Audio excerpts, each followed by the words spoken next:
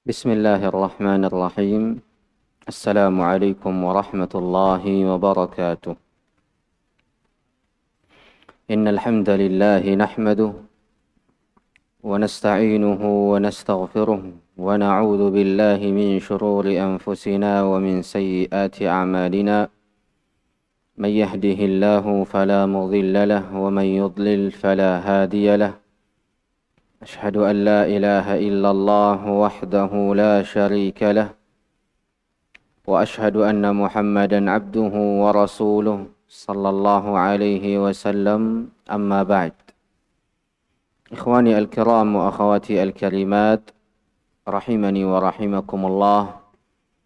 Kembali kita bersyukur kepada Allah dan senantiasa memuji Allah subhanahu wa ta'ala atas karunia Allah, limpahan rahmat dari Allah. Kembali Allah izinkan kita untuk melanjutkan kajian kita dalam kitab Da'aim Minhajin Nubuwah karya guru kita Syekh Muhammad ibn Sa'id Raslan hafizahullahu wa ra'ah, di mana kita masih berada dalam bab khasais Minhaj An-Nubuwah, kekhususan manhaj Nabi alaihi salatu wassalam, di mana kekhususan yang pertama telah kita jelaskan, yaitu ats-tsabatu 'alal haqq wa 'adamut talawun. Teguhnya orang-orang yang berjalan di atas manhaj Nabi, di atas kebenaran dan tidak berubah-ubah. Kemudian kita juga telah masuk pada pembahasan awal di kekhususan yang kedua, yaitu ittifaqu ahlihi ala aqidatin wahidah. Sepakatnya orang-orang yang berjalan di atas manhaj Nabi, di atas aqidah yang satu, di atas aqidah yang satu, yang tidak akan pernah berubah sampai kapanpun. Itu disebabkan karena aqidah ini adalah warisan dari Nabi alaihi salatu wassalam yang diambil oleh para sahabat, kemudian dinukilkan kepada orang-orang setelahnya sampai kepada diri-diri kita. Untuk kita melanjutkan pembahasan ini, ittifaqu ahlihi ala aqidatin wahidah, pada ucapan Ibn Taimiyah rahimahullah rahmatan wasi'ah. Nah,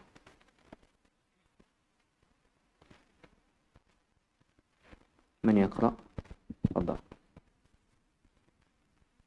بسم الله الرحمن الرحيم. أحسن الله إليكم. ثم قال شيخ الإسلام عبد الله بن محمد سعيد رسلان حفظه الله: فإذا كنت على منهاج النبوة فأنت من أهل الحديث، وأنت من أهل الأثر، وأنت من أهل السنة.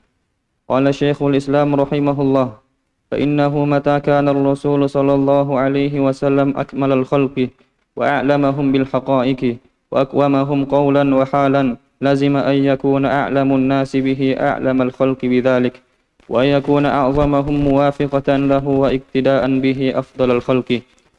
فأفضل الخلق بعد الصحابة رضوان الله عليهم، هم أعرف الناس بما جاء به رسول الله صلى الله عليه وسلم، وهم أقوم الناس به، وهم أكثر الناس تمسكا به، فهؤلاء أفضل الخلق، لأن النبي صلى الله عليه وسلم أكمل الخلق وأعلمهم بالحقائق وأقوامهم قولا وحالا، فأعلم الناس به وبحاله ومقاله وبسنته ودينه هم أفضل الخلق. هذا لا يماري فيه عاقل، كما قال شيخ الإسلام رحمه الله. Nah, maka kata Syekhul Islam Ibn Taimiyah rahimahullah, فإنه متى كان الرسول صلى الله عليه وسلم أكمل الخلق وأعلمهم بالحقائق وأقومهم قولا وحالا، لزم أن يكون أعلم الناس به أعلم الخلق بذلك. Kalau Rasulullah alaihi salatu wassalam adalah manusia yang paling sempurna, manusia yang paling berilmu tentang hakikat-hakikat, baik hakikat syar'i ataupun hakikat duniawi ataupun hakikat ukhrawi, Dan baginda Nabi alaihi salatu wassalam adalah manusia yang paling lurus ucapan dan keadaannya, maka hal tersebut melazimkan, mewajibkan orang yang paling mengetahui Nabi sebagai manusia yang paling berilmu tentangnya. Dan manusia yang paling mencocoki Nabi alaihi salatu wassalam dan mengikuti Nabi alaihi salatu wassalam. Makanya kata Syekhul Islam Ibn Taimiyah, dan manusia terbaik adalah para sahabat. Tentunya setelah para nabi dan para rasul. Karena mereka adalah orang yang paling mengenal, memahami, mengilmui tentang apa-apa yang datang dengannya Rasulullah alaihi salatu wassalam. Wahum aqwamun nasibih, dan para sahabat adalah manusia yang paling tahu tentang Nabi. Wahum aktsarun nasi tamassukan bihi, dan mereka adalah manusia yang benar-benar berpegang teguh dengannya. Fahaula'i afdalul khalq, dan mereka adalah manusia yang terbaik. Lianna Nabi akmalul khalq, karena Nabi adalah manusia yang paling sempurna, manusia yang paling berilmu tentang hakikat, manusia yang paling lurus ucapan dan keadaannya. Maka siapa saja yang paling mengilmui tentang manusia terbaik, tentang keadaan manusia terbaik, tentang ucapan manusia terbaik, tentang sunnah manusia terbaik, dan tentang agama manusia terbaik, maka mereka pasti akan menjadi manusia yang terbaik. Ini ucapan dari Syekhul Islam Ibn Taimiyah. Kata beliau, "Hada la yumari fihi aqil." Yakni kata penulis, ini tidak mungkin didebati oleh seseorang yang berakal, sebagaimana yang dijelaskan oleh Ibn Taimiyah rahimahullah. Karena akidah ini tidak diambil dari personal tertentu, tapi ia diambil dari Al-Quran dan Sunnah berdasarkan kesepakatannya para sahabat. Maka jikalau ada salah seorang dari para sahabat, anggaplah demikian. Wa na'udzu billahi min dzalik. Ada mungkin salah seorang di antara para sahabat yang keliru dalam sebuah bab, maka seorang muslim ataupun muslimah itu tidak boleh menjadikan kekeliruan yang ada dalam diri-diri para sahabat sebagai hujjah dan sebagai penguat pada perkara-perkara yang diinginkannya. Karena maksud ittiba'us salaf, mengikuti para salaf, itu bukan personalnya, tapi maksud daripada mengikuti para salaf ai ijma'uhum, kesepakatannya. Karena di antara orang-orang yang katanya menisbatkan dirinya kepada salaf, itu kadangkala berdalil dengan salaf untuk membolehkan pendapatnya. Seperti apa?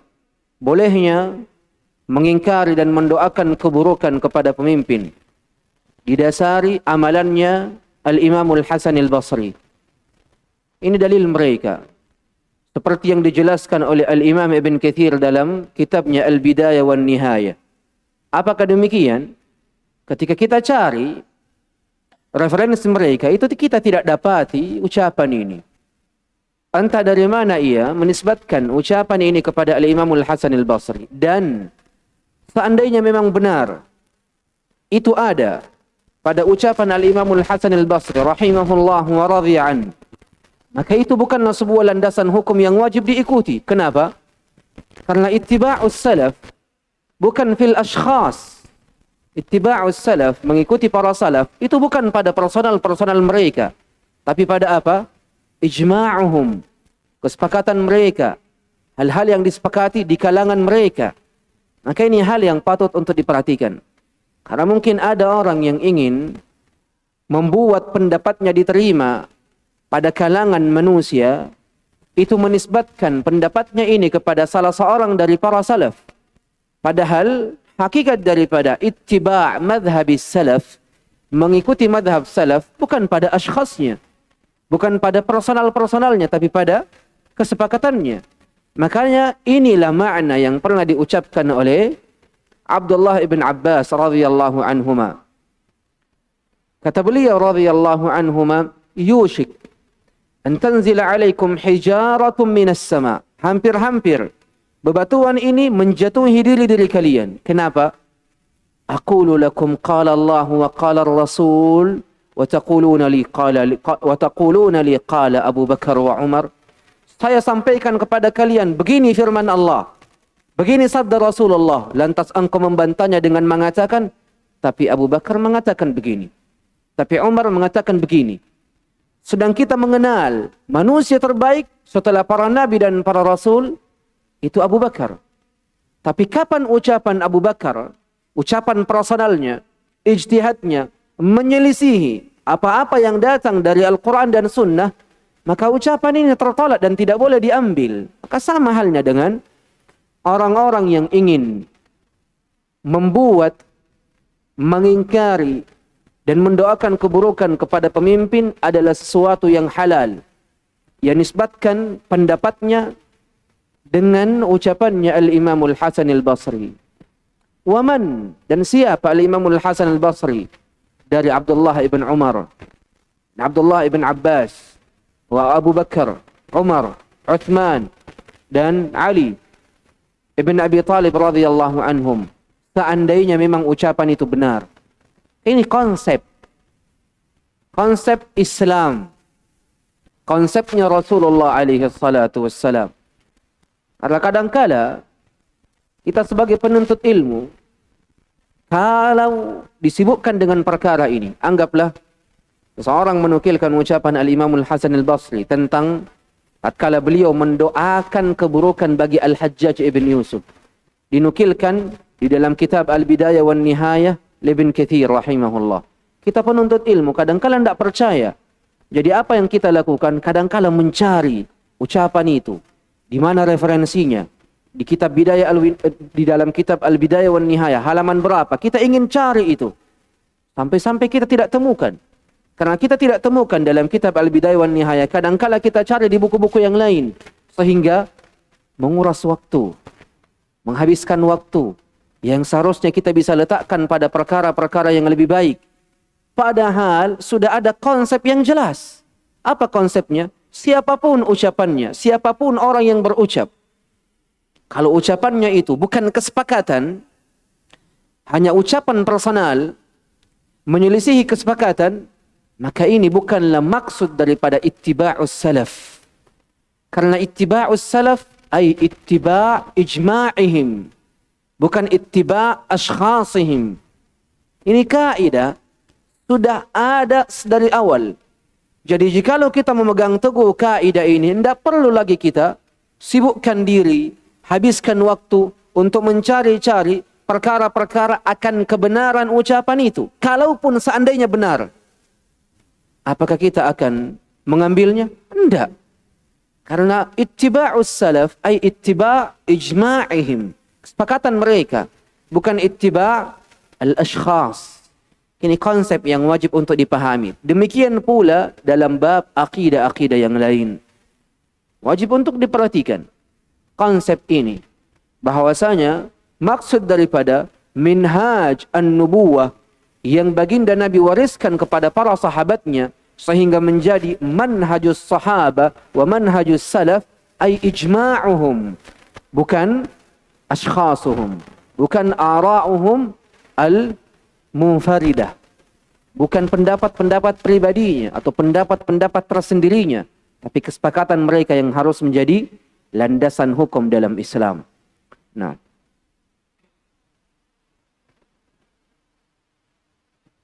ثم قال رحمه الله وحفظه وقد وصف قوام السنة الأصبهاني رحمه الله هذا الأمر فقال ومما يدل على أن أهل الحديث هم أهل الحق أنك لو طالعت جميع كتبهم المصنفة من أولهم إلى آخرهم قديمهم وحديثهم مع اختلاف بلدانهم وزمانهم وتباعد ما بينهم في الديار وسكون كل واحد منهم قطرا من الأقطار وجدتهم في بيان الاعتقاد على وتيرة واحدة ونمط واحد يجدون على طريق لا يحيدون عنها ولا يميلون فيها قولهم في ذلك واحد ونقلهم واحد لا ترى فيهم اختلافا ولا تفرقا في شيء ما وإن قل بل لو جمعت جميع ما جرى على ألسنتهم ونقلوه عن سلفهم وجدته كأنه جاء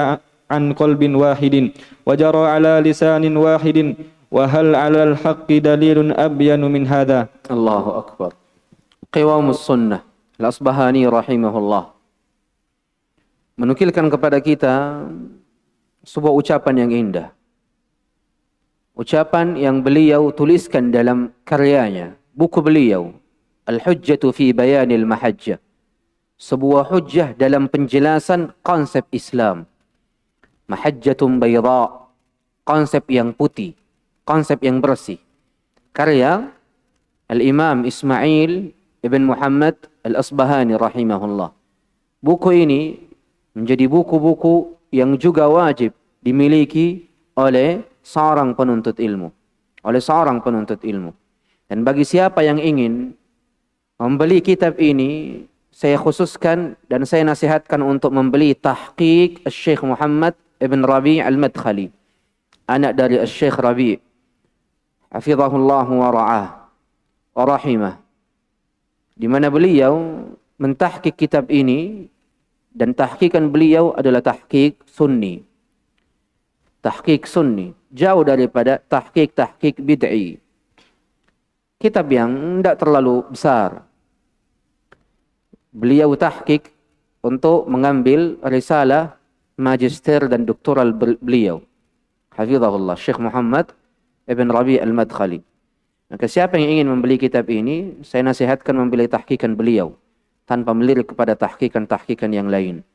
Kata Qawamus Sunnah Al-Imam Ismail ibn Muhammad Al-Asbahani, wa mimma yadul, dan di antara hal-hal yang menunjukkan ala anna ahlal hadithi hum ahlul haq, bahwasanya ahlul hadith adalah ahlul haq, orang-orang yang berada di atas kebenaran, ialah annaka law tala'ta jami'a kutubihimul musannafah, yang sungguh ketika engkau benar-benar membaca seluruh buku-buku mereka yang telah mereka tulis, min awalihim ila akhirihim, dari awal sampai akhirnya, qadimihim wa hadithihim, buku-buku yang lama ataupun buku-buku yang baru, ma'akhtilafi buldanihim wa zamanihim, bersamaan dengan perbedaan negara-negara dan negeri-negeri mereka dan perbedaan zaman-zaman mereka, wa taba'udi ma bainahum fid diyar, dan jauhnya jarak antara mereka dari negeri yang satu ke negeri yang lain, wa sukuni kulli wahidin minhum qutran minal aqtar, dan tinggalnya mereka pada satu tempat dari tempat-tempat yang lain.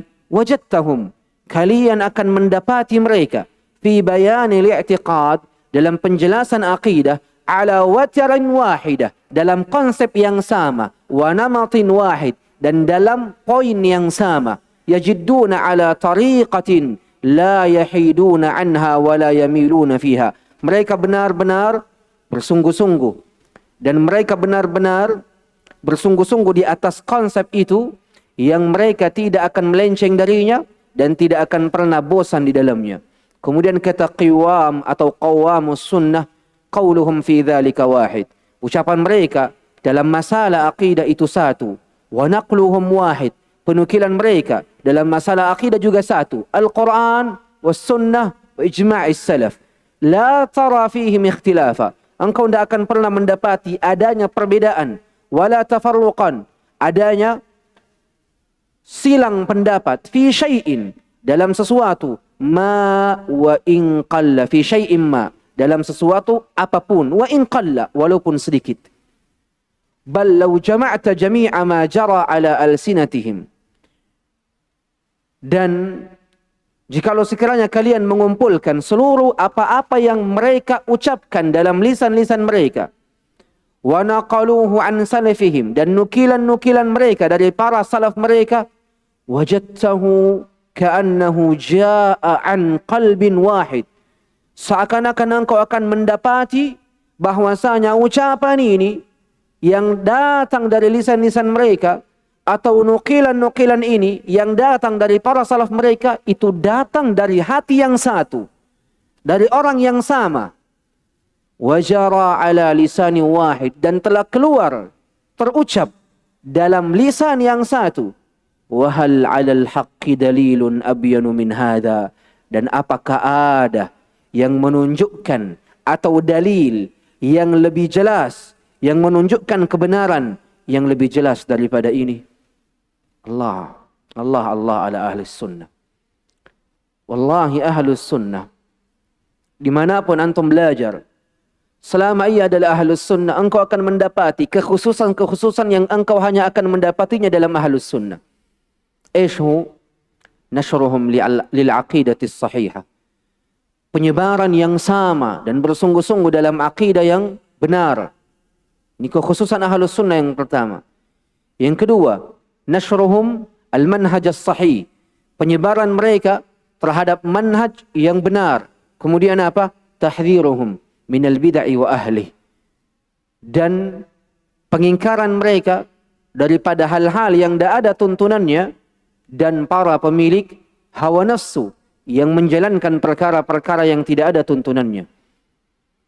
Ini sama dalam bentuk dan jenis serta tipe apapun. Kau belajar di Indonesia, kau akan dapati hal tersebut selama kau belajar dari ahli sunnah. Engkau belajar di negeri Saudi, akan dapati hal yang sama. Engkau belajar di Yaman, engkau akan mendapati hal yang sama. Engkau belajar di Mesir, ataupun negeri-negeri Islam lainnya, engkau akan mendapati hal yang sama. Bahwasanya ahlus sunnah itu memiliki konsep yang sama. Itu memiliki akidah yang sama. Itu memiliki cara berdakwah yang sama. Ini di antara hal-hal yang menjelaskan tentang benarnya mereka. Dan orang-orang selain mereka itu berada di atas kebatilan dan penyimpangan. Makanya kata Qawamus Sunnah Al-Asbahani, adakah dalil yang merujuk kepada kebenaran yang lebih jelas daripada ini? Coba buka dari karya-karya Imam Abu Hanifah. Ada sebuah karya yang dinisbatkan kepada beliau, walaupun sebagian para ulama tidak meyakini bahwasanya ini karyanya Al-Imam Abu Hanifah. Tapi ini adalah buah karya dari murid-muridnya yang seluruhnya adalah penisbatan ucapan kepada Al-Imam Abu Hanifah. Beliau, kalaupun memang itu kitabnya, beliau namai kitab tersebut dengan kitab Al-Fiqhul Akbar, fikih yang besar, seputar tentang akidah dan kumpulan-kumpulan ucapan Al-Imam Abu Hanifah dalam bab akidah. Itu sama dengan karya-karya para ulama setelahnya. Bahkan sama dengan para salafnya dari sisi akidah. Sampai dari sekarang kita dapati ucapan yang sama. Padahal berapa jarak antara diri kita dan para sahabat Nabi. Tapi jawabannya sama, nukilannya sama, ucapannya sama, konsepnya sama dalam akidah yang satu. Maka ini dalil tentang benarnya mereka, dan mereka benar-benar berada di atas kebenaran. Maka ini di antara hal-hal yang patut untuk diperhatikan para jamaah sekalian. Dan sangat banyak dari para salaf yang mengucapkan ucapan yang sama, ucapan yang senada. Dan lihatlah 4 imam madhab, Abu Hanifah, Malik, Syafi'i, dan Ahmad. Bagaimana mereka sepakat dalam satu ucapan. Idza sahhal hadith fahuwa madhhabi. Padahal jarak di antara mereka itu jauh. Kemudian negeri-negeri mereka itu terpisah.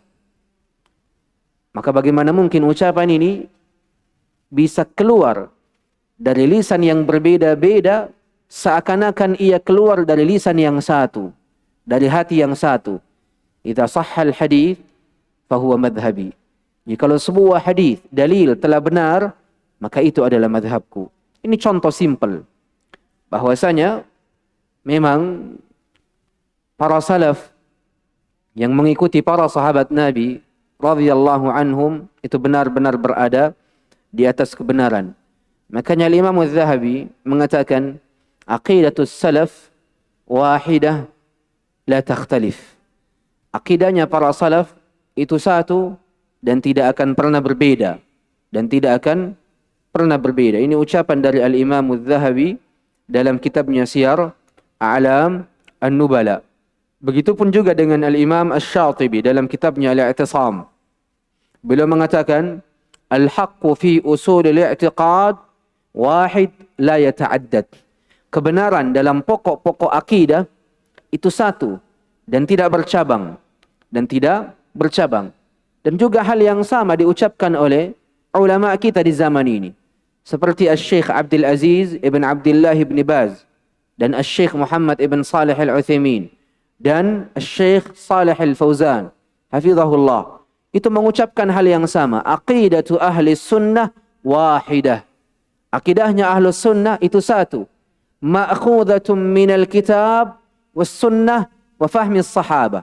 Diambil dari Al-Quran dan sunnah dan pemahaman yang disepakati oleh para sahabat Nabi radhiyallahu tabaraka wa ta'ala anhum ajma'in.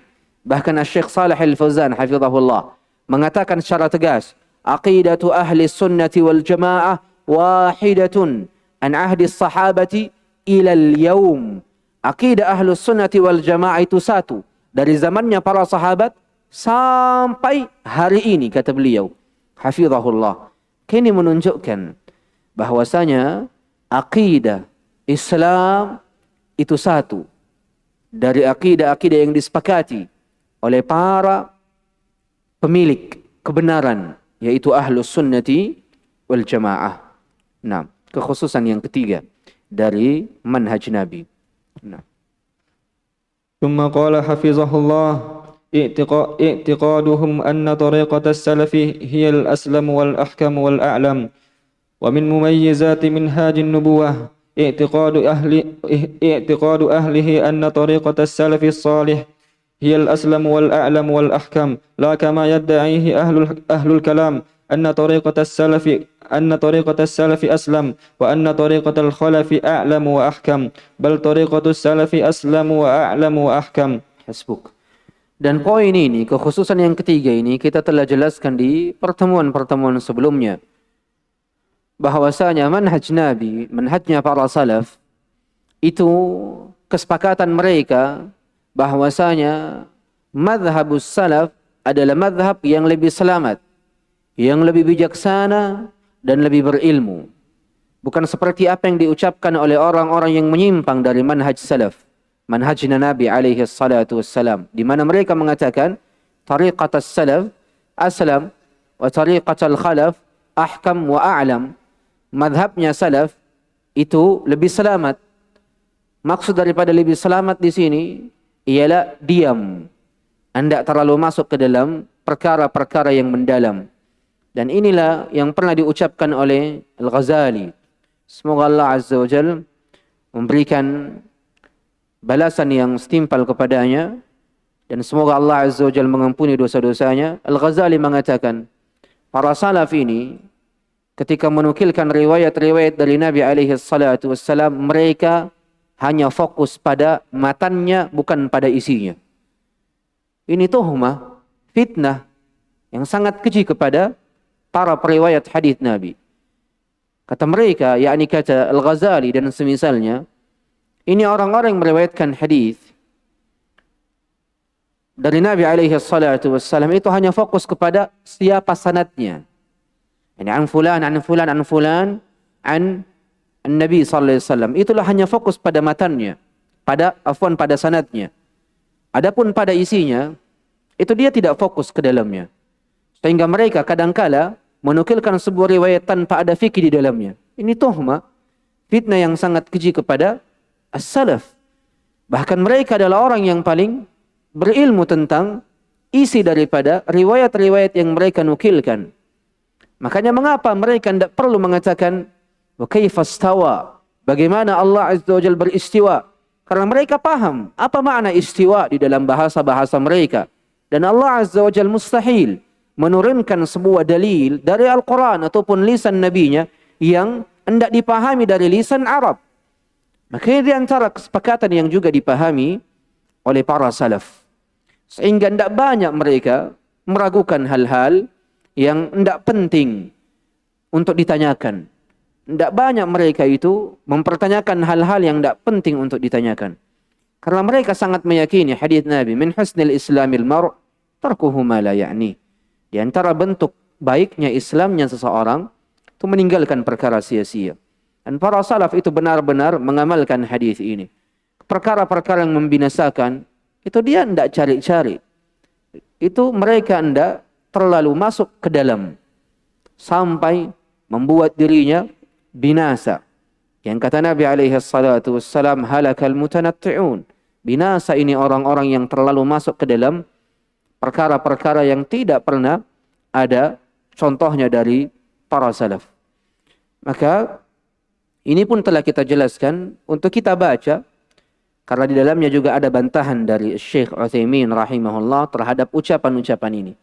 Sekaligus sebuah penegasan, siapa yang menyelisihi keyakinan ini dari kekhususan yang dimiliki oleh manhaj Nabi, sesungguhnya ia telah keluar dan melenceng dari manhaj Nabi. Siapa yang menganggap bahwasanya metodenya orang-orang belakangan lebih bijaksana dan lebih berilmu daripada metodenya salaf, maka ketahuilah orang ini telah keluar dari konsepnya baginda Nabi alaihi salatu wassalam.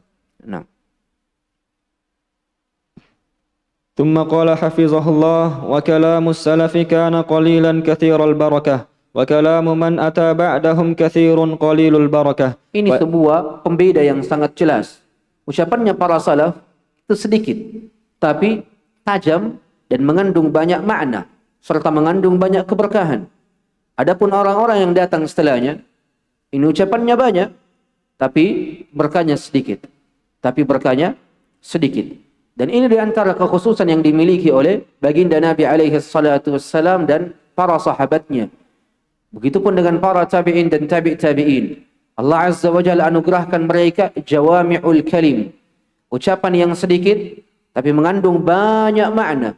Dan lihatlah bagaimana baginda Nabi alaihi salatu wassalam kadangkala bersabda dalam hadisnya sedikit ucapannya, tapi maknanya itu banyak kandungan dan nilai-nilainya. Innamal a'mal binniyah, ad-din an-nasihah, dan hadis-hadis lainnya pendek, sedikit, tapi maknanya itu sangat dalam, sangat meluas. Dan ini kekhususan ini dimiliki oleh para salaf berbanding terbalik dengan orang-orang yang datang setelahnya. Nah. ثم قال رحمه الله فيعتقد من كان على منهاج النبوة ومن كان آخذا بالكتاب والسنة بفهم السلف الأمة أن طريقة السلف الصالح هي الأسلم والأعلم والأحكم. وقد رد شيخ الإسلام على فرية المتكلمين الذين زعموا أن طريقة الخلف أعلم وأحكم وأن طريقة السلف أسلم، فقال لقد كذبوا على طريقة السلف وضلوا في تصويب طريقة الخلف، فجمعوا بين الجهل بطريقة السلف في الكذب عليهم وبين الجهل والضلال بتصويب طريقة الخلف.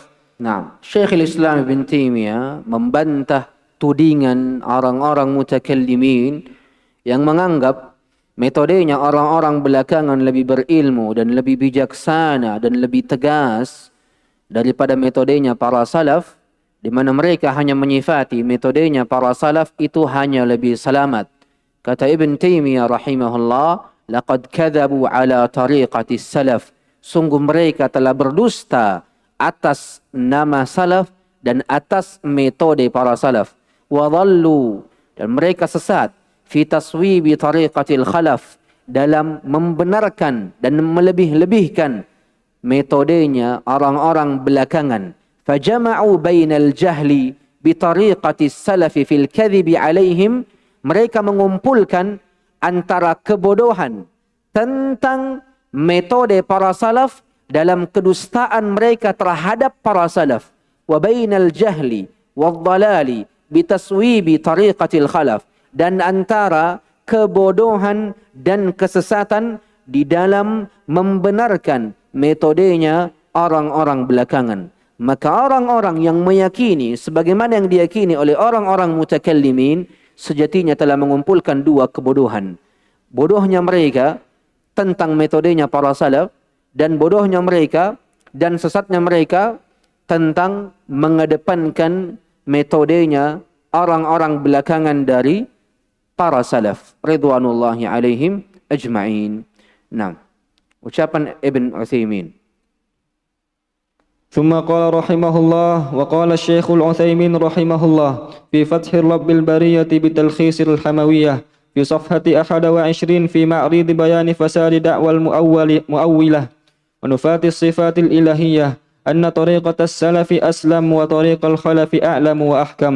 Maka Ibnu Utsaimin rahimahullah dalam kitabnya Fathu Rabbil Bariyati bi Talkhisil Hamawiyah, pertolongan Tuhan manusia dalam talkhis rangkuman kitab Al-Hamawiyah li Syekhul Islam Ibn Taimiyah, dalam masalah penjelasan rusaknya dakwah dan prasangka orang-orang yang gemar bertakwil dan orang-orang yang selalu menafikan sifat-sifat Allah, bahwasanya tariqat as-salafi aslam, metodenya para salaf lebih selamat, dan metodenya orang-orang belakangan lebih berilmu dan lebih bijaksana dan tegas. Kata Al-Utsaimin rahimahullah membantah ucapan ini. Naam. ثم قال رحمه الله: نريد أن نبرهن على أن مذهب السلف هو المذهب الصحيح، وذلك من وجهين. الأول أن مذهب السلف دل عليه الكتاب والسنة، فإن من تتبع طريقتهم بعلم وعدل وجدها مطابقة لما في الكتاب والسنة جملة وتفصيلا ولا بد، فإن الله تعالى أنزل الكتاب ليدبر الناس آياته ويعمل بها إن كان أحكاما ويصدق بها إن كانت أخبارا، ولا ريب أن أقرب الناس إلى فهمها وتصديقها والعمل بها هم السلف، لأنها جاءت بلغتهم وفي عصرهم، فلا جرم كانوا أعلم الناس بها فقها وأقومهم عملا. Syekh Utsaimin rahimahullah mengatakan, nuridu an nubarhina, ay nuridu an nudallila. Kami ingin memberikan dalil, memberikan bukti, memberikan burhan ala anna madhhab as-salafi huwa al-madhhab as-sahih, tentang bahwasanya madhab salaf ini adalah madhab yang benar, wa dzalika min wajhain, dan itu dibuktikan dari dua sisi. Sisi yang pertama, anna madhhab as-salafi dalla alaihi al-kitab was sunnah. Sungguh madhab salaf adalah madhab yang Al-Quran dan sunnah mengisyaratkannya, tertuju kepadanya. Fa inna man tatabba'a tariqatahum bi'ilmin wa adl, dan barang siapa yang mengikuti konsepnya para salaf, madhabnya para salaf dengan ilmu dan sikap adil, wajadaha mutabiqatan lima fil kitabi was sunnati jumlatan wa tafsilan wa labud, maka mereka akan mendapati konsepnya para salaf, madhabnya para salaf itu sesuai, selaras dengan apa-apa yang terdapat di dalam Al-Quran dan Sunnah, baik secara umum ataupun mendetail, dan itu harus terjadi. Kenapa? Fa inna Allah Ta'ala anzala al-kitaba liyaddabbara an-nasu ayati. Karena Allah turunkan Al-Quran ini agar manusia mentadabburi ayat-ayatnya, wa ya'malu biha, dan beramal dengannya, in kanat ahkama, jikalau ayatnya berkaitan dengan hukum, wa yusaddiqu biha in kanat akhbara, dan meyakininya jikalau ayatnya berkaitan dengan khabar-khabar. Wala raib, dan tidak ada keraguan, anna aqraban nasi ila fahmiha wa tasdiqiha wal amal biha humus salaf. Tidak ada keraguan bahwasanya manusia yang paling dekat dan paling sempurna dalam memahami ayat-ayat Allah dan meyakini ayat-ayat Allah dan beramal dengannya adalah para salaf. Kenapa? Li'annaha ja'at bilighatihim wa fi asrihim. Karena ayat-ayat tersebut, baik dari Al-Quran ataupun Sunnah, itu datang dengan bahasa-bahasa mereka dan di zaman mereka. Fala jarama, ay raiba. Dan tidak diragukan lagi. Kanu a'laman nasi biha fiqha. Mereka adalah orang yang paling berilmu tentangnya dari sisi fikih, pemahaman. Wa aqwamahum amala, dan mereka adalah orang yang paling lurus dari sisi pengamalan. Ini bantahan yang pertama, dan ini masih muqaddimah yang dijelaskan oleh Ibn Utsaimin. Yang kedua, nah. ثم قال رحمه الله: الثاني أن يقال إن الحق في هذا الباب إما أن يكون فيما قاله السلف أو فيما قاله الخلف، والثاني باطل، لأنه يلزم عليه أن يكون الله ورسوله والسابقون الأولون من المهاجرين والأنصار قد تكلموا بالباطل تصريحا أو ظاهرا، ولم يتكلموا مرة واحدة بالحق الذي يجب اعتقاده لا تصريحا ولا ظاهرا، فيكون وجود الكتاب والسنة ضررا محضا في أصل الدين، وترك الناس بلا كتاب ولا سنة خيرا لهم وأقوم، وهذا ظاهر البطلان. Nah, bantahan yang kedua ialah dikatakan sungguh kebenaran itu dalam masalah ini entah berada pada apa-apa yang diucapkan oleh para salaf sebagai konsep dan madhab serta metodenya, atau pada apa-apa yang diucapkan oleh khalaf, orang-orang belakangan, dalam konsep, metode dan madhabnya. Dan Al-Imam Ibn Utsaimin mengatakan wasani batil. Dan apa yang diucapkan oleh para khalaf itulah kebatilan. Kenapa?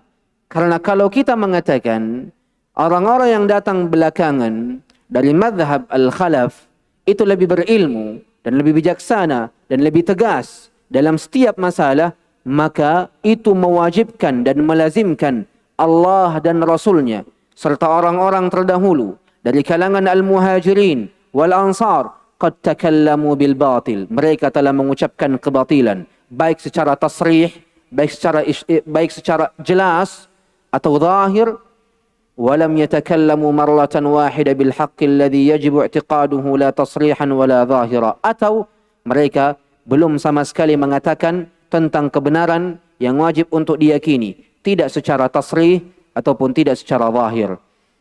Ini di antara hal-hal yang lazim kalau begitu. Kalau kita katakan konsepnya para khalaf ini lebih berilmu, lebih tegas, menunjukkan kalau begitu Allah telah keliru karena meridai orang-orang as-sabiqin al-awwalin. Dan Rasul telah keliru ketika baginda Nabi mengatakan khairun nasi qarni thumma alladhina yalunahum thumma alladhina yalunahum. Wa hadha kufrun bawah.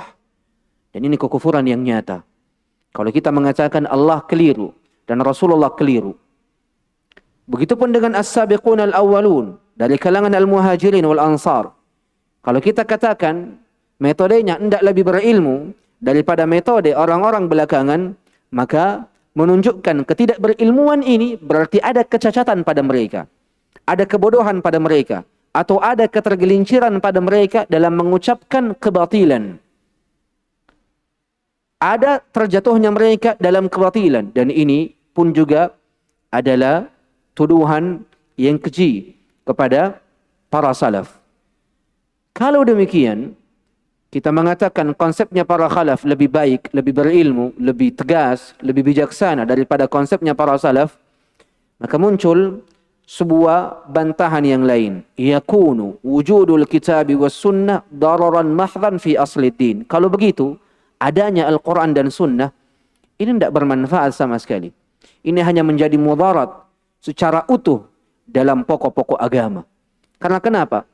Orang yang paling paham saja terhadap Al-Quran dan Sunnah, yaitu para sahabat Nabi, yaitu para salaf, dikatakan hendak lebih berilmu daripada orang-orang belakangan, hendak lebih tegas dan bijaksana daripada orang-orang belakangan. Maka hadirnya mereka dan pemahaman mereka terhadap Al-Quran dan Sunnah itu hanya akan menjadi mudarat secara total dalam pokok-pokok agama. Dan ini tentunya adalah kebatilan yang nyata. 6.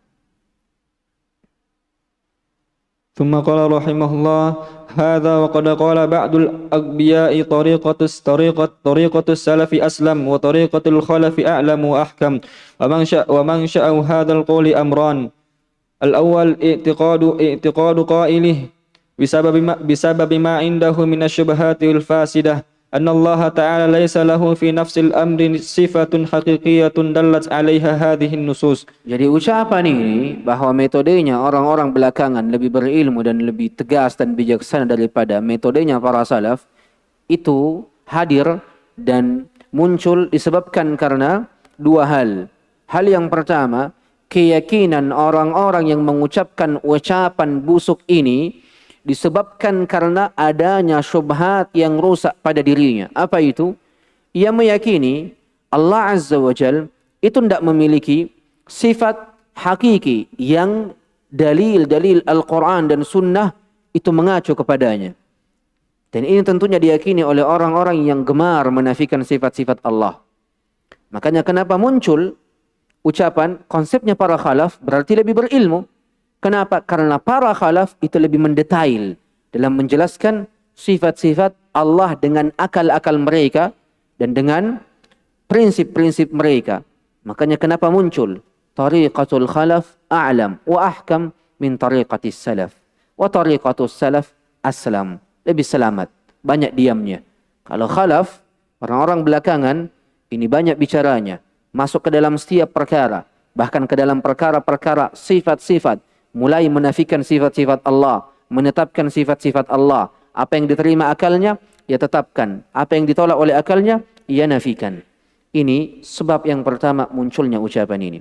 Yang kedua, ثم قال حفظه الله الثاني اعتقاده أن طريقة السلف هي الإيمان بمجرد ألفاظ نصوص الصفات من غير إثبات معنى لها فيبقى الأمر دائرا بين أن نؤمن بألفاظ جوفاء لا معنى لها وهذه طريقة السلف على زعمه وبين أن نثبت للنصوص معاني تخالف ظاهرها الدالة على إثبات الصفات لله وهذه هي طريقة الخلف ولا ريب أن إثبات معاني النصوص أبلغ في العلم والحكمة من إثبات ألفاظ جوفاء ليس لها معنى ومن ثم فضل هذا الغبي طريقة الخلف في العلم والحكمة على طريقة السلف وقول هذا الغبي يتضمن حقا وباطلا فأما الحق فقوله إن مذهب السلف أسلم وأما الباطل فقوله إن مذهب الخلف أعلم وأحكم. Nah, yang kedua, mengapa ucapan ini muncul dan sebab kemunculan ucapan ini, yang kedua ialah keyakinan mereka bahwasanya mazhab salaf itu adalah keimanan terhadap lafaz nusus sifat saja tanpa menetapkan makna terhadapnya. Jadi kalau Allah Azza wa Jal berfirman Allahu 'alal arsy istawa, yani nu'minu bi anna Allah istawa wa amma ma'na fala nuthbitu laha ma'na. Dan ini sudah keliru dari awal. Karena madhabus salaf laisa madhab al-mufawwidah. Madhabnya para salaf itu bukan madhabnya orang-orang mufawwid yang menetapkan lafaz, tapi ketika ditanya makna, apa makna dari lafaz ini, mereka mengatakan Allahu a'lam. Yufawwidu ma'na ila Allah. Mereka mengembalikan maknanya kepada Allah. Dan ini bukan madhab salaf sejatinya. Madhab salaf ialah menetapkan lafaz dan makna dari lafaz tersebut diketahui dan diilmui serta diyakini dari lisannya orang-orang Arab. Maka ini sudah kekeliruan dari awal. Kekeliruan yang paling pertama terjadi pada diri mereka, kesalahan berpikir dan kesalahan pada keyakinan tentang apa madhab salaf yang sebenarnya. Mereka hanya meyakini madhab salaf itu beriman pada lafaz dalil tanpa adanya penetapan makna. Sehingga kata mereka, yabqal amru da'iran baina an nu'mina bi alfadhin jawfa la ma'na laha. Maka sekarang perkara ini itu berputar di antara apakah kita beriman pada lafaz-lafaz yang tidak memiliki makna ataukah kita beriman pada lafaz-lafaz dan menetapkan pada dalil-dalil tersebut makna yang menyelisihi zahirnya untuk menetapkan sifat-sifat Allah. Jadi di sini juga sudah kekeliruan yang kedua. Apa itu? Mereka menetapkan pada dalil makna-makna dan kandungan-kandungan yang menyelisihi zahirnya. Menyelisihi zahir daripada lafaz itu. Lafaz itu mengatakan istawa. Kemudian ia mendatangkan sebuah makna, kandungan dan nilai terhadap istawa yang menyelisihi zahirnya. Sehingga ia mengatakan istawla. Padahal istawla bukanlah sama sekali makna dari makna-makna istawa. Makanya di antara hal-hal yang juga terjadi kekeliruan pada mereka. Kemudian ia mengatakan wala raib, dan tidak diragukan lagi, anna itsbat ma'ani nusus ablagh fil ilmi wal hikmah min itsbat alfaz jawfa laysa laha ma'na. Dan ini ucapan yang benar.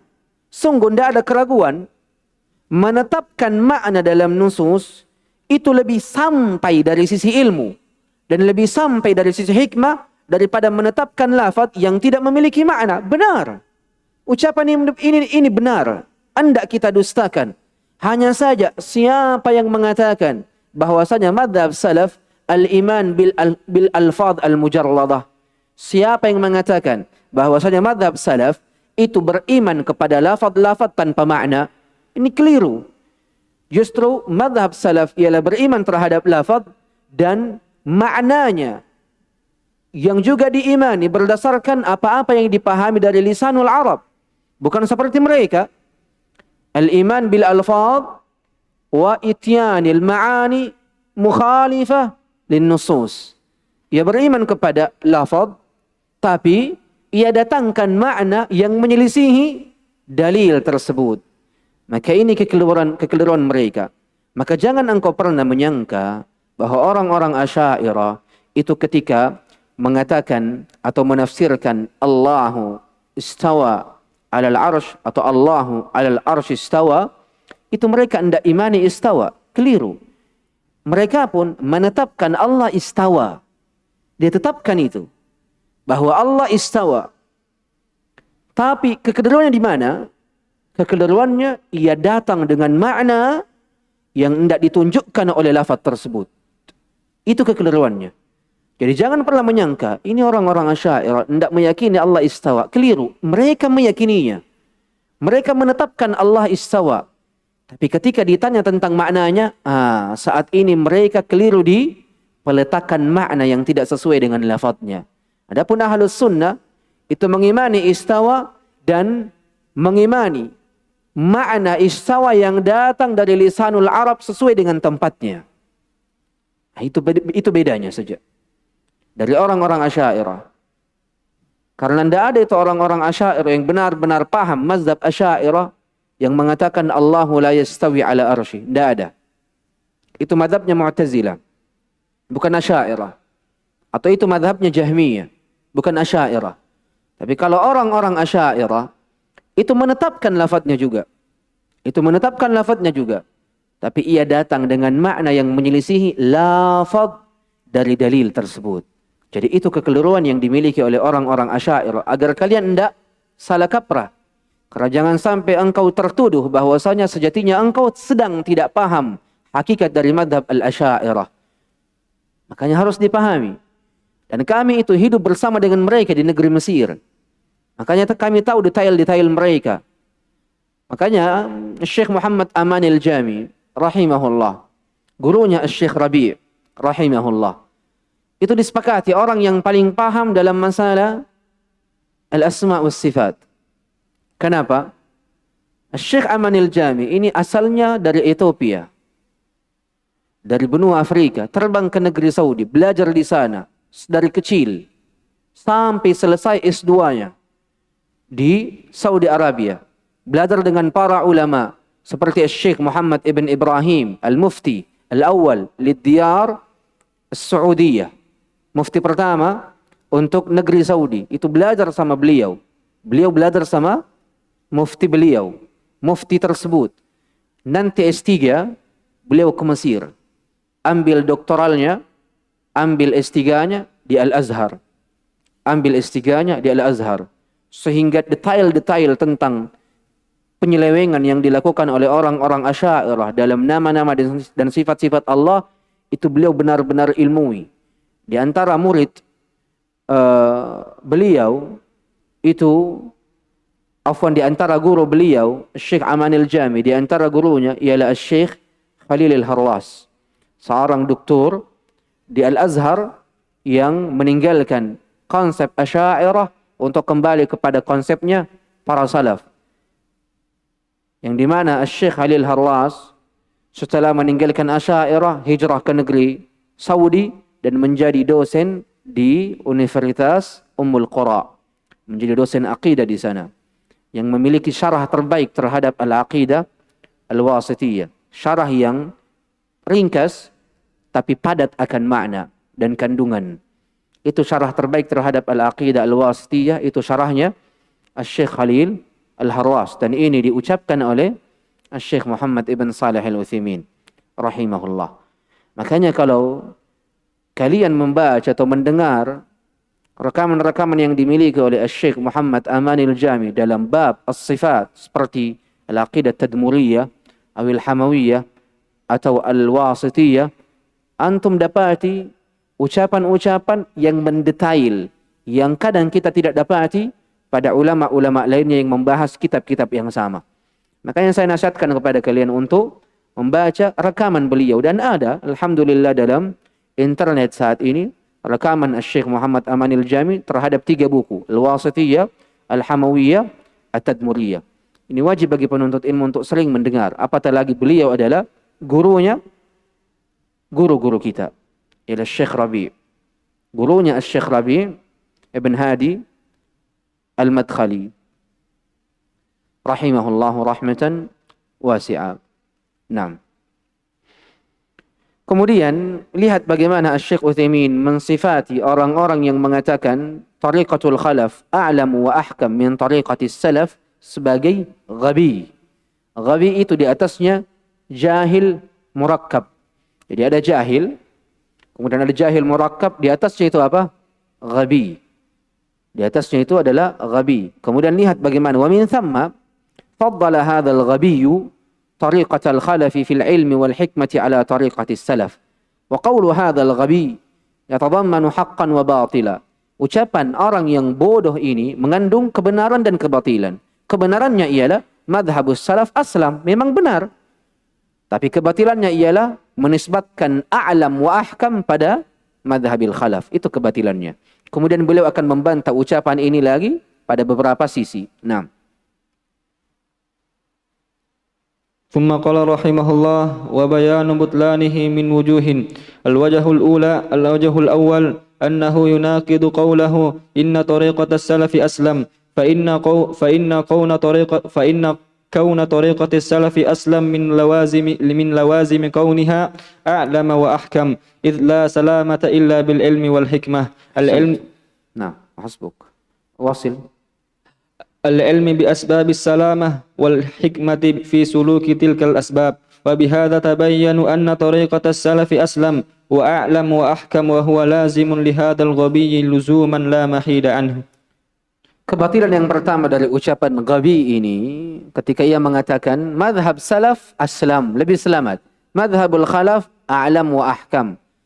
Ucapan ini mengandung tanaqud, mengandung saling bertabrakan antar satu sama lain, mengandung kontradiksi yang nyata.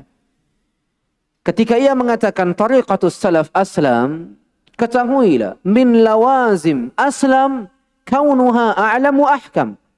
Di antara kelaziman sifat aslam, lebih selamat, itu pasti lebih berilmu dan lebih bijaksana. Itu dipastikan. Karena tidak ada keselamatan kecuali dengan ilmu dan hikmah. Tidak mungkin kita mengatakan tariqatus salaf aslam, kemudian tariqatul khalaf a'lam wa ahkam. Keliru. Karena ini adalah kontradiksi yang nyata. Kalau kita mengatakan tariqatus salafi aslam, maka lebih selamat pasti melazimkan a'lam dan ahkam, lebih berilmu dan lebih hikmah. Lebih berilmu dan lebih hikmah. Kenapa? Idz la salamata illa bil ilmi wal hikmah. Karena tidak ada keselamatan, tidak mungkin seseorang selamat kecuali dengan ilmu dan hikmah. Ilmu terhadap sebab-sebab keselamatan dan hikmah dalam menjalankan sebab-sebab keselamatan itu. Jadi tidak mungkin ada konsep lebih selamat tapi tidak lebih berilmu dan tidak lebih hikmah. Karena di antara kelaziman, sifat yang lazim bagi aslam, lebih selamat, itu adalah lebih berilmu dan lebih hikmah. Ini bantahan yang pertama akan batilnya ucapan mereka. Yang kedua, ثم قال رحمه الله الوجه الثاني أن السلف هم ورثة الأنبياء والمرسلين فقد تلقوا علومهم من ينبوع الرسالة الإلهية وحقائق الإيمان وأما أولئك الخلف فقد تلقوا ما عندهم من المجوس والمشركين وضلال اليهود واليونان، فكيف يكون ورثة المجوس والمشركين واليهود واليونان وأفراخهم أعلم وأحكم في أسماء الله وصفاته من ورثة الأنبياء والمرسلين. Bantahan yang kedua, para salaf ini pewaris para nabi dan para rasul. Ini para salaf itu mengambil ilmu-ilmu mereka dari yambu'ir risalah, sumber risalah al-ilahiyah dan sumber hakikat keimanan. Adapun para khalaf, orang-orang yang datang belakangan, ini mengambil ilmu mereka, ada di antara mereka yang mengambilnya dari seorang majusi.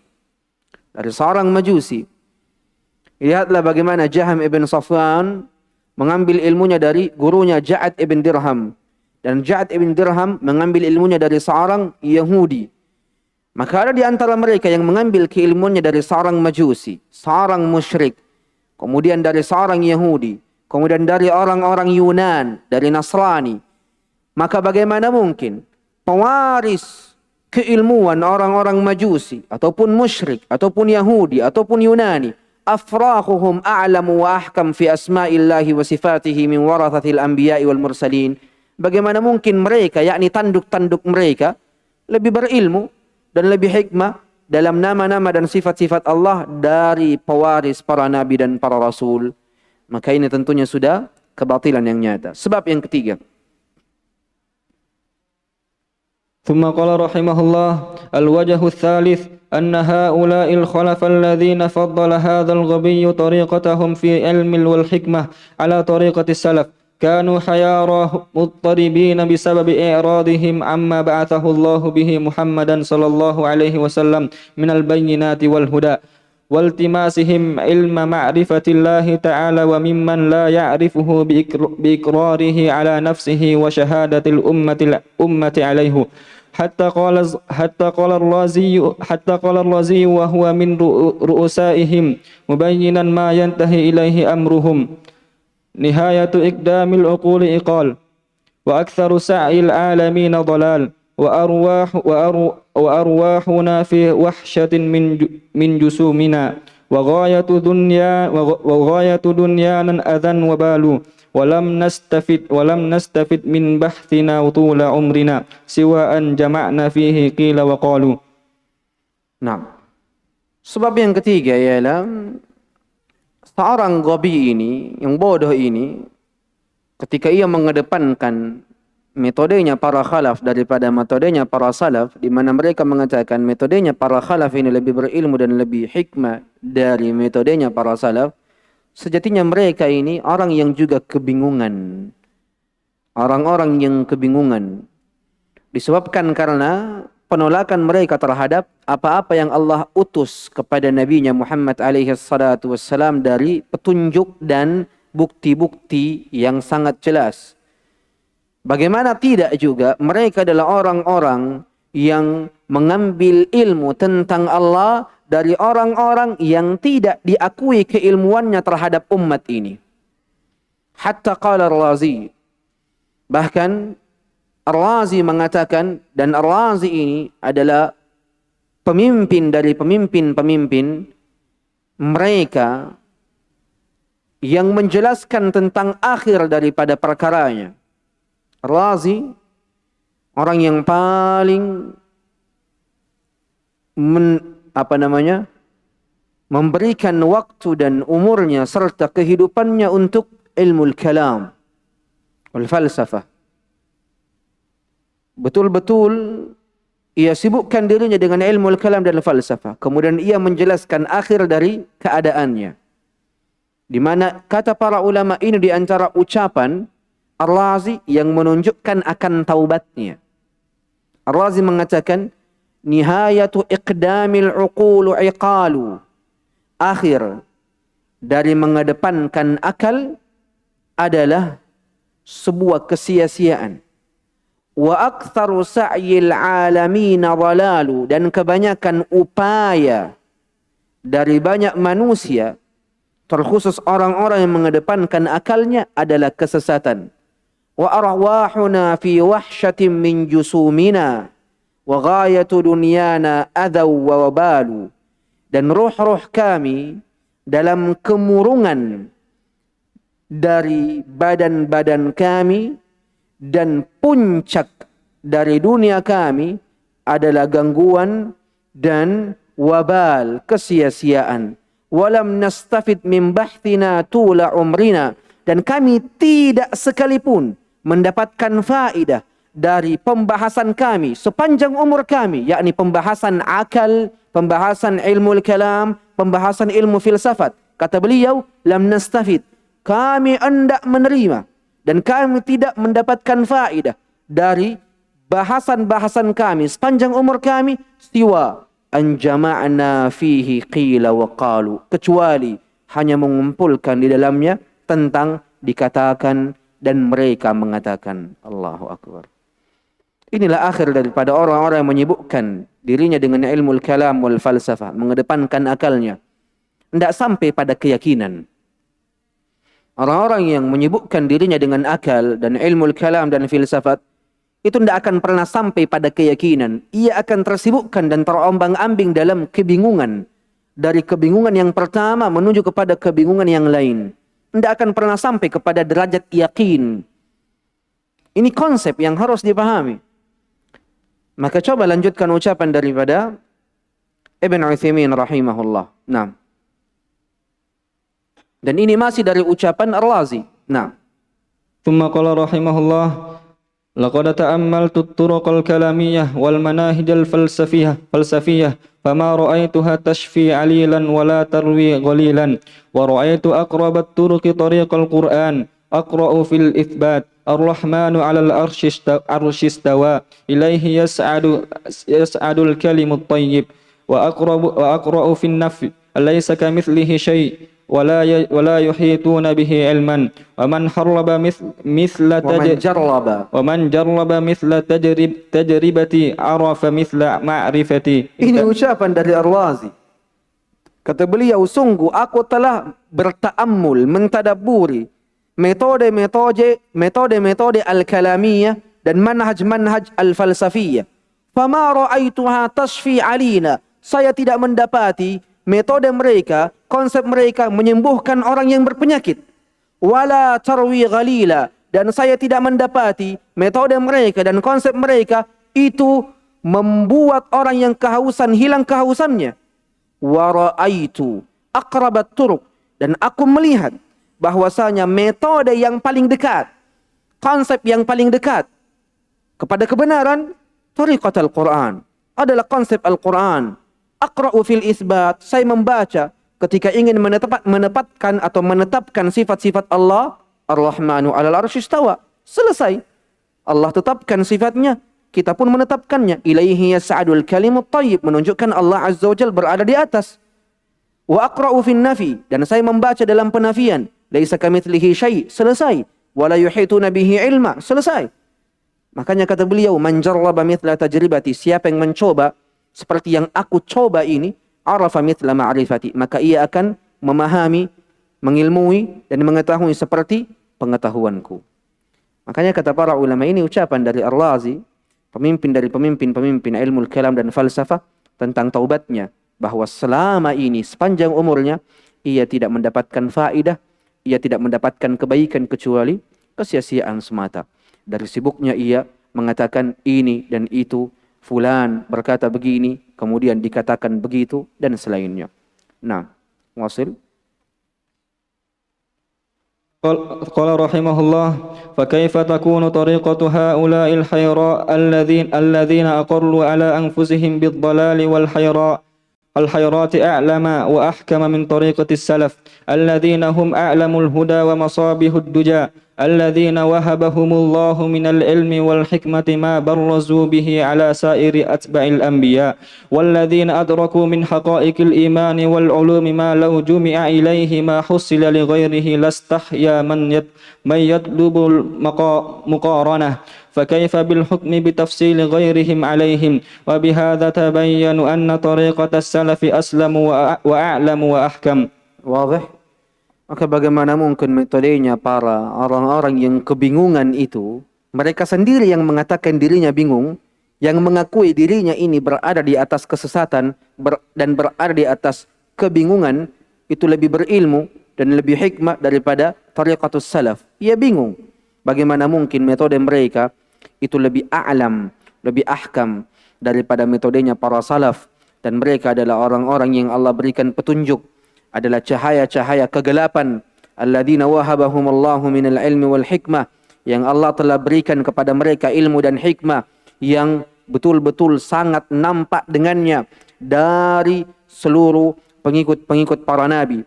Walladzina adraku min haqa'iqil imani wal ulum, di mana mereka adalah orang-orang yang telah mencapai hakikat-hakikat keimanan dan keilmuan, yang seandainya seluruh ilmu dan keimanan itu dikumpulkan kepada selainnya, lastahya man yatlubul muqaranah, maka orang tetap akan malu pada dirinya untuk membandingkan dirinya dengan para salaf. Fa kaifa bil hukm, maka bagaimana mungkin dengan hukum yang mengedepankan, memuliakan selain daripada para salaf, dari para salaf itu sendiri. Maka ini dalil yang benar-benar jelas menunjukkan bahwasanya metode para salaf itu aslam, lebih selamat, a'lam, lebih berilmu, ahkam, lebih hikmah. Ini konsep yang ketiga juga telah sejatinya kita telah jelaskan di pertemuan-pertemuan sebelumnya, untuk kita lebih memahami dari ucapan-ucapan para ulama kita seperti Syekh Muhammad ibn Salih al-Utsaimin, qad wuffiqa fi hadzal bab. Beliau benar-benar telah diberikan taufik oleh Allah dalam bab ini, qad afad wa ajad. Beliau telah benar-benar memberikan kita faedah dan telah benar-benar sempurna dalam masalah pembahasan tentang metodenya para salaf, lebih selamat, lebih berilmu dan lebih hikmah. Adapun kekhususan yang keempat, melihat kepada waktu yang sudah lewat, kita lanjutkan insyaallah tabaraka wa taala di pertemuan yang akan datang, yaitu hirsuhum ala nashril aqidatis sahihah, semangatnya orang-orang yang berjalan di atas manhaj Nabi dalam menyebarkan akidah yang benar. Makanya antum tidak akan pernah dapati seorang ahlus sunnah sejati, orang-orang benar-benar mengikuti manhaj Nabi, kecuali beliau atau dirinya benar-benar akan selalu semangat dalam menyebarkan akidah yang benar. Ini ciri, inti, pokok sifat yang dimiliki oleh ahlus sunnati sejati. Selalu mengedepankan dakwanya dalam menyebarkan akidah as-sahihah.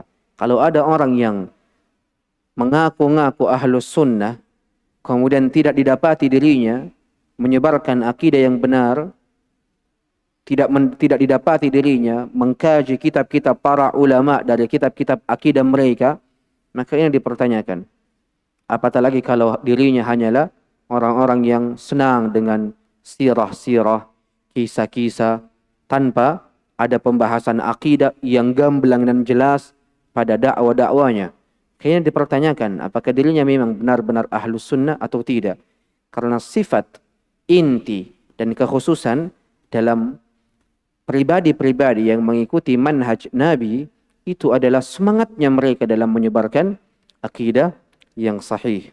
Akidah yang sahih. Detailnya insyaallah tabaraka wa taala kita akan lanjutkan pertemuan akan datang. Untuk kita selesaikan bab ini di pertemuan yang akan datang, kemudian kita masuk ke dalam masdarut talaqqi inda ahli al-ahwa. Sumber-sumber cara bertalaki pada diri pengekor hawa nafsu. Semoga Allah Subhanahu wa taala memberikan taufik pada semuanya, memberikan kebaikan kepada semuanya. Semoga Allah Azza wa Jalla jadikan majelis ini sebagai sebab dari sebab-sebab masuknya kita ke dalam syurga Allah Azza wa Jalla. Apa yang kurang datangnya dari diri saya, dan apa yang benar datangnya dari Allah Subhanahu wa taala. Wabillahi taufiq wal hidayah. Aqulu ma tasma'un, subhanakallahumma wa bihamdik, asyhadu an la ilaha illa anta astaghfiruka wa atubu ilaik. Assalamu alaikum warahmatullahi wabarakatuh. Hal min soal?